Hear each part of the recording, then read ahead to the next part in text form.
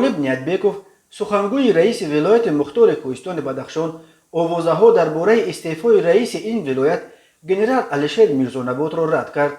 او به سامانه پرس تیجی گفته است که رئیس در جای کار هستند و وضعیت ولایت را زیر نظارت بی‌واسطه ایشان است.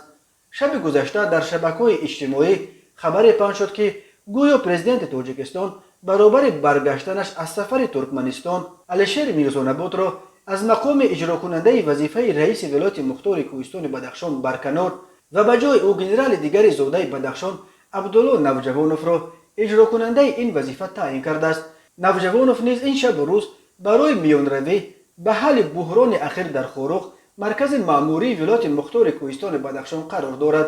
غالب نیتبیکوف گفته است که الشیر میرزانبات در محل کار بوده برای به اعتدال آوردن وضع در خاروق تلاش میکند. او روز 29 اکتبر یک جلسه کاری نیز برگزار کرده در آن از جمله وضع روزهای اخیر در خاروق را بررسی کرده است. غالب نیتبیکوف سخنگوی رئیس بدخشان در این بابت گفت اجرا کننده وظیفه رئیس ولایت مختار کوهستان بدخشان الشیر میرزانبات در سخنرانیش گفت که به هر گونه آوازه‌های بردروغ و اخبارات بی اساس نباید باور کرد.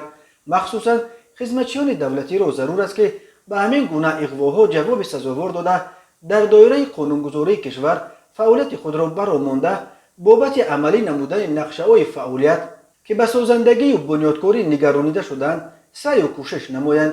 بنا به اطلاع نیتبیکوف در جلسه روز 29 نوامبر همچنین مسائل دیگر از جمله آماده نمودن مؤسسه‌های دولتی و اجتماعی به زمستان در پیش استاده، ذخیره نمودن مواد غذایی، محصولات کشاورزی و سوزشواری و در حالت کاری نگاه داشتن تکنیک راه‌توزگونی در راه‌های ولایت، معتدل نگاه داشتن نرخ محصولات در بازار بررسی شدند. الشیر میرزانبات 5 نوامبر سال جاری به جای یادگار فیضوف رئیس ولایت مختار کوهستان بدخشان تعیین شد. روز 25 نوامبر در خاروق در پی کشته شدن دو ساکن دیهه تقدیم نویه روشتله در یک عملیات نیروهای قدرتی اعتراضهای سر زد که تا شام 28 نوامبر 4 روز دوام کرد. مردم به جوابگری کشیدن گناهکاران مرگ گلبدین زیابیکوف و توتشاه امیرشایف از بین برداشتن بلاک پست ها و هم استعفای رئیس ولایت را طلب داشتند. شام 28 نوامبر در پی 10 ساعت مذاکرات نمایندگان اعتراضگران با مقامات اهل میدان خانه به خانه پراکنده شدند.